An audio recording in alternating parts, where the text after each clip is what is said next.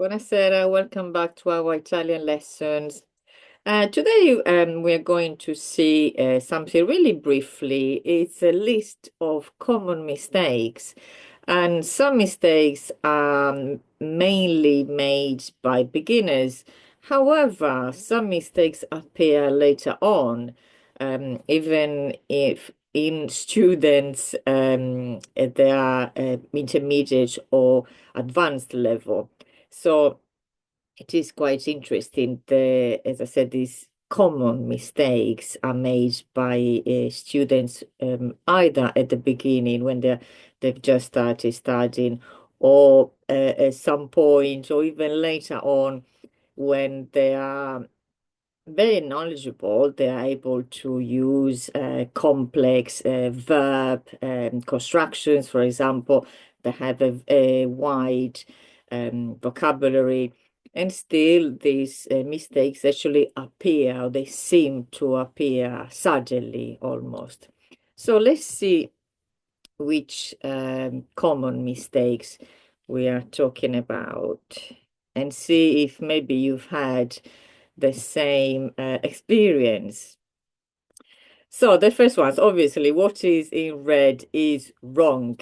And let's see, I'm really curious. In fact, I'm very, very curious to know, um, do you make these mistakes? Have you made them at some point in your, learning the language, or do you still make them once in a while? And why do you think you make these mistakes? Is there something in particular that confuses you? Or is it something that is not clear, for example? So let me know if you also make or used to make these mistakes. So let's see. Obviously, the sentences in red, they're not really sentences, some are words, some are sentences. What's written in red is obviously wrong, and then we have the correction next to it. So if I say due oggi, the correction is due giorni. So one of the mistakes that I do hear once in a while is using the word oggi instead of giorno. So giorno is day, and oggi instead means today. So here the cause, let's call it the cause of the mistake, is probably because in English the word today contains the word for day, for giorno. So I do see the connection and the possible reason for this common mistake.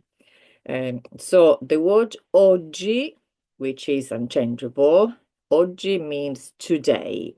Instead, if you're counting how many days, 1 day, 2 days, etc., then you need to use the word giorno, giorno singular, and then giorni plural.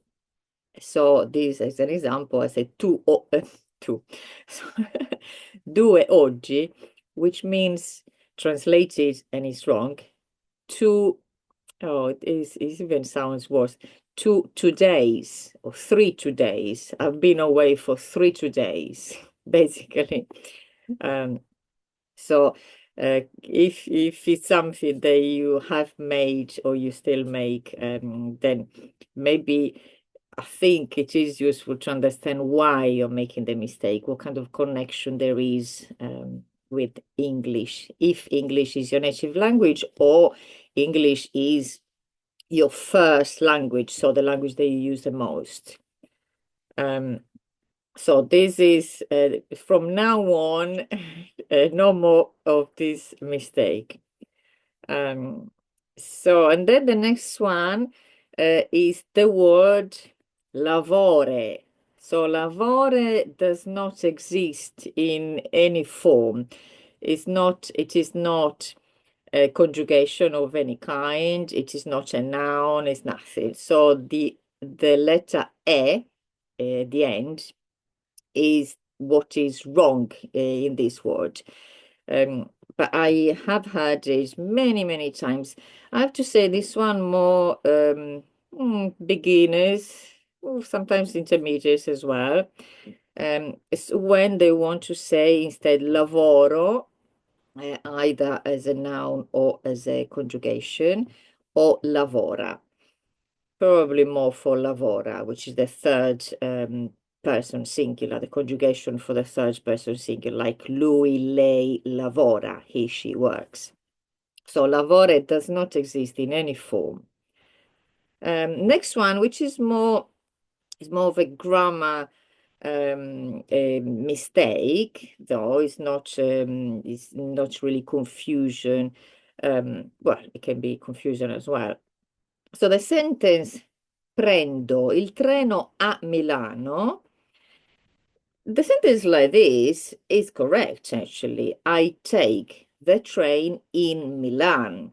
However, what the mistake is when a student uses this sentence to say that they're taking the train to Milan.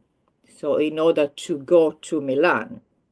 And the reason is that the preposition to in English can, when you translate it from English into Italian, sometimes you translate the preposition to with a, sometimes, well, with a very often, or at, or in fact, in many in different ways. One of the ways you translate it is a, and that's why in this case, the preposition to Milan, taking the train to Milan, is translated wrongly with preposition a in Italian.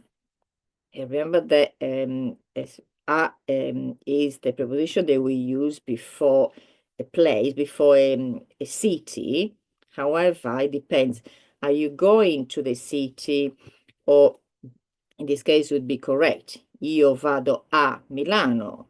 If you say that you are in Milan, you also use this preposition, io sono a Milano.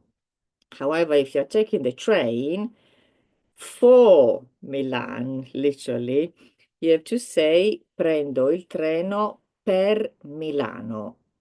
So the train for Milan, not to Milan. You have to think like that. So if you say prendo il treno a Milano, as I said, it can be correct in the correct context. But if you want to take the train that goes to Milan, you need to say prendo il treno per Milano, which you're going to take it somewhere else. In other words, this one, I have to say, different levels of Italian, so beginners and intermediates and advanced. I do hear this word pronounced wrongly. I think it's because it's such a long word. You think, oh, enough, I'll just get rid of one of the syllables. Nobody will notice. But I'm here to notice, unfortunately. In fact, if I don't find a mistake, I feel completely irrelevant. So I am almost glad when somebody, not glad that somebody makes a mistake, but I'm disappointed if nobody ever makes a mistake. What's the point? So fortunamente, if you can hear here, if you can read here, fortunamente. If somebody wants to say luckily or fortunately. However, as I said, there is a syllable missing. It is not long enough. Fortunatamente. In fact, if you're confused, or if you want to know a little bit more about this is an adverb. I do have a video about adverbs and how you form an adverb starting from an adjective. So you need to have the adjective in the feminine, fortunata, which is lucky, feminine singular, and then you add mente, fortunatamente, fortunatamente. It is quite long, but it's like fortunately. It's very similar, really. Um, if you don't like or if you find difficult pronouncing fortunatamente, you can also, you have another option. You can say per fortuna, by luck. It's just the same, luckily. Another mistake that I do here sometimes, not very often, also because it's not really a context that happen necessarily very often, is saying io sono tardi. When you want to say I am late, or io sono presto when you want to say I am early. This is a literal translation that unfortunately does not work in Italian. So if you want to say that you are late, you need to say sono in ritardo. And if you want to say that you're early, sono in anticipo. This is how you say it. So this one's unfortunately the bit in red is wrong. It cannot be applied to any context. Something else that appears, this is something that appears, this last one, appears at some point. So I do hear this mistake more from students that have reached a certain level, so even normally advanced, actually suddenly, um, they start, not all of them, obviously, some students, they start saying, for example, sul questo or nel questo. A questo followed by a noun. Let's take a book, the usual book. Sul questo libro or nel questo libro. So questo libro is correct, this book. However, both sul or nel are prepositions which have already, they're combined with the article. So basically you would be saying on this book or in this book, which is not correct. So the correct way to say it is using the preposition on its own. So just su questo libro or in questo libro. So just a preposition, you do not need the article, you're really using the before this. And of course, you probably think, well, in Italian, in general, we do use the definite article, il or la, etc. a lot more than it is done in English. So why not here? Well, not here, we don't. So this is the correct su questo or in questo. Finally, this is something that I think is really the brain goes with what is familiar. So there are, and I think sometimes the eyes see what the brain is used to see sometimes. So there are many words in English, and in fact, many combination of letters which do not exist in Italian. One is kt, like perfect. So I do hear often perfecto. And also there are quite a few other words with kt, where the words in English and Italian are very similar, except this, if I accept is another one, pt. We don't have pt in Italian. So both kt and pt in Italian are double T, like perfetto and eccetto, which is except. So this is something to try and be more aware of. So I think this is the last one on our list. And so as I said at the beginning, I'm really curious, interested. When I say curious, I do mean interested in knowing if you do make these mistakes, if you used to make these mistakes, why do you think you made them? And how did you manage to correct yourself? Or have you made this mistake so far and you never realized and now you think, oopsie.